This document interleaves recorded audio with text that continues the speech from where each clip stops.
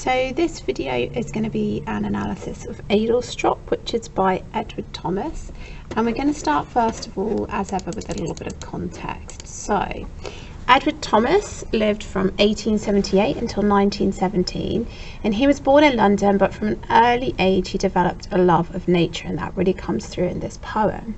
Although he suffered from depression, he became a prolific journalist, reviewer and writer on nature. When the First World War broke out, he agonised about enlisting, certain that he would meet his death, but he finally joined the army in 1915. He was killed in action in 1917. Adlestrop is arguably his most famous work, and it was written in 1914, after the outbreak of war, about an incident on a train journey in June of the same year before the war was declared. Based on an experience Thomas had when a train he was taking from Oxford to Worcester unexpectedly stopped at a small village called Adlestrop. So this happened on the 21st of June in 1914, and we know all of that contextual information about it because he wrote about it in his journal. So the moment that he's reflecting back on and writing about happened 6 weeks before the First World War occurred. He actually writes the poem in 1917, the same year that he was killed on the Western Front. Okay, so let's look at the first stanza. So, yes, I remember Adlestrop, the name, because one afternoon of heat, the express train drew up there unwontedly. It was late June. So one of the first things you'll probably notice is all of the pauses that we've got here. Okay, we've got the caesura here, here and here. We've got the pause at the end of the line here, and we've got the end stopping here as well. So remembering the kind of context that we just spoke about of World War I think that all of these pauses are establishing this kind of reflective tone, which is particularly pertinent considering that this was literally just before the First World War breaks out, and he's looking back to that moment. He's kind of pausing and reflecting upon it. It also gives it this kind of staccato, this sort of jarring delivery, which I think suggests that he's kind of pausing to think and then starting up again. Starting with yes is really interesting as well, isn't it? Because that implies that he is responding to a question, and that makes it seem conversational. Now that means that you can say this is like a dialectical poem. It's him talking to somebody, and I actually think this is his present self in 1917 talking to his past self, the person who had this experience in that moment in 1914 when the train stopped unexpectedly at Adlestrop. So let's have a look at some of the other details then. You can also see I've gone through and lots of these phrases are underlined in red here. One afternoon of heat, steam hissed, cleared his throat, bare platform, and it carries on willow, willow herb and grass and meadow sweet. Again, it carries on further down the page. Now all of these are examples of sensory imagery, and I think what they do is they really immerse us as the reader in the experience of the poem that the speaker's describing to us, okay, that we kind of also become placed on the train at this unexpected stop in Adlestrop. So it really kind of heightens the intensity of the images that are being described, and it means that we go through the experience with him. Now, whilst of course we can say this is him talking, having this conversation between his past and his present self, it also of course makes it feel like he's talking to us, which gives it that kind of personal tone to it. He is obviously talking about trains and express trains, and the railway stations were particularly pertinent at the time of war, so that's a nice little bit of context that you can link in. But trains also give us that sense of kind of like speed, busyness, a sense of a fast-paced life, and this pause goes against the usual fast pace, doesn't it? Okay, it's important that the express train drew up unwontedly. Okay, so this is not its usual custom and practice. This is something outside of the normal. We've also got here lots of long vowel sounds in this line, okay, which I've highlighted for you in this kind of browny orange colour. Okay, so all of these vowel sounds are the long vowel sounds. So think short vowel sounds, e, a, o, I, a. Okay, where long vowel sounds, a, e, I, o, u. Okay, so these ones here are all long vowel sounds, and in here, no one left and no one came. Okay, so what those long vowel sounds do is they really slow the pace, and I think that helps us to get this sort of reflective quality, that it's in some sense a little bit dreamlike.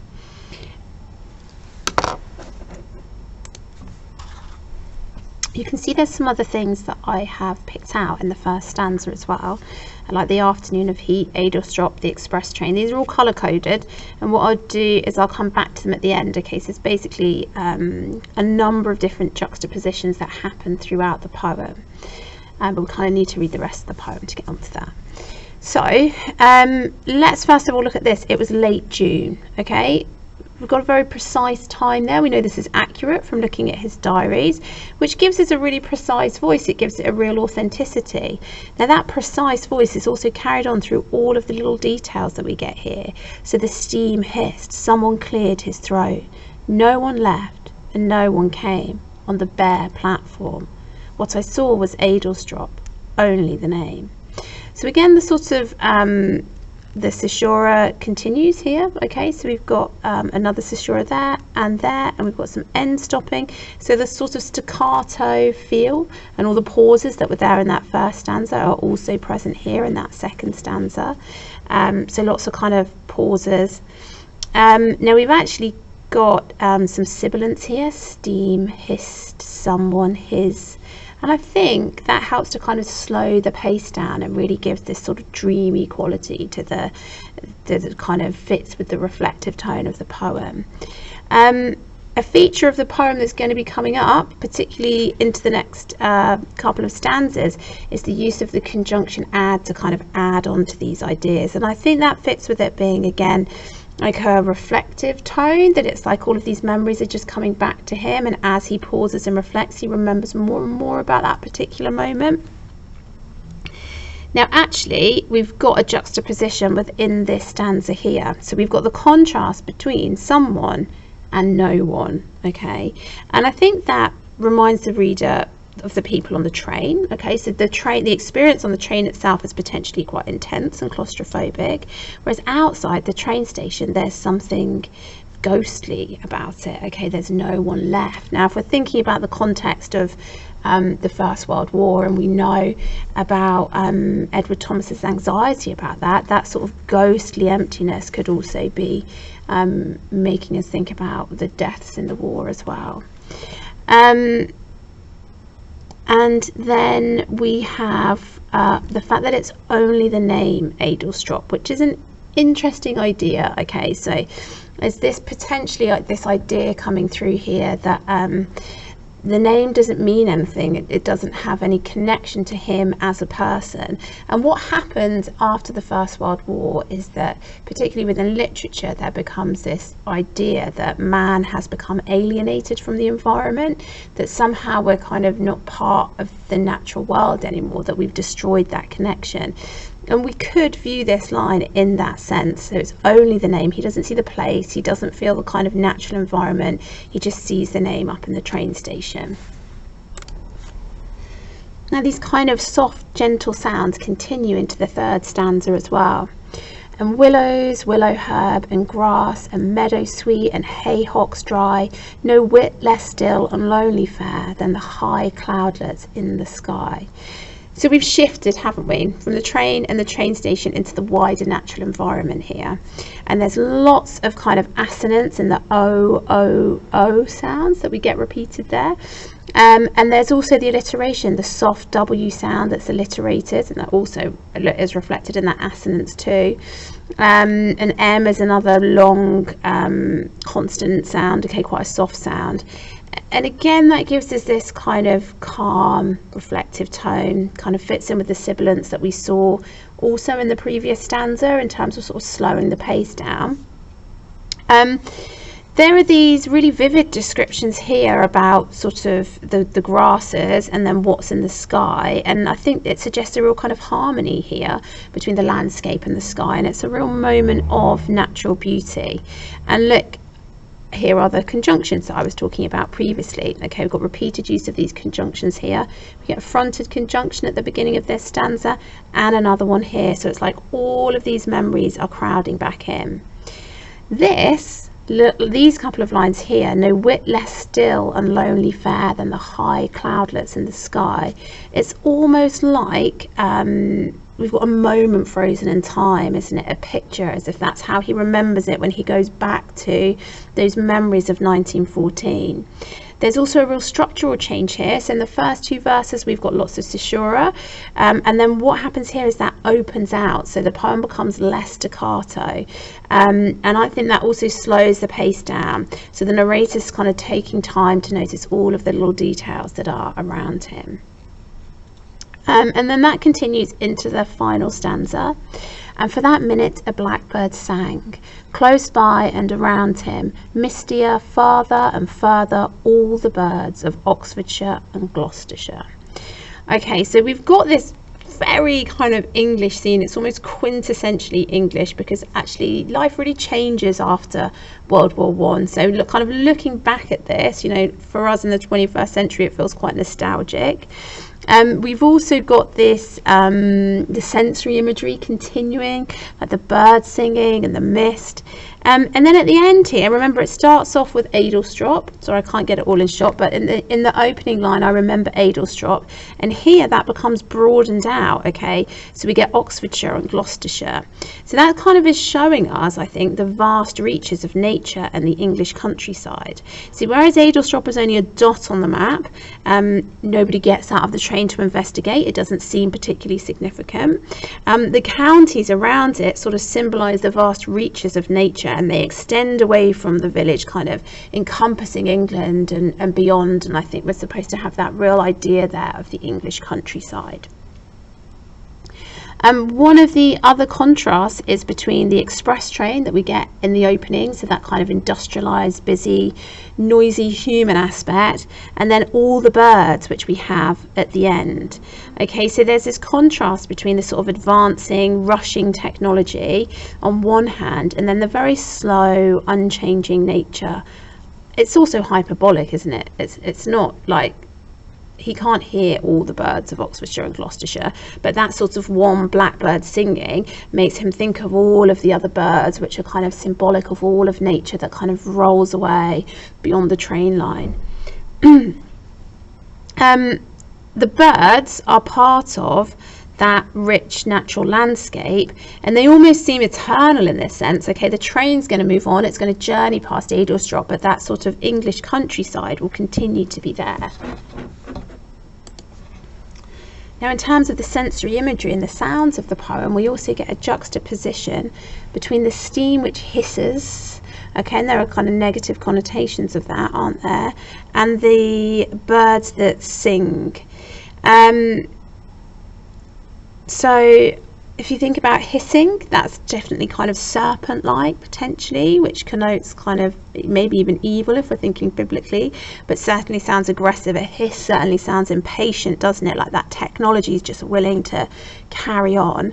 And it really contrasts with the purity of the bird song.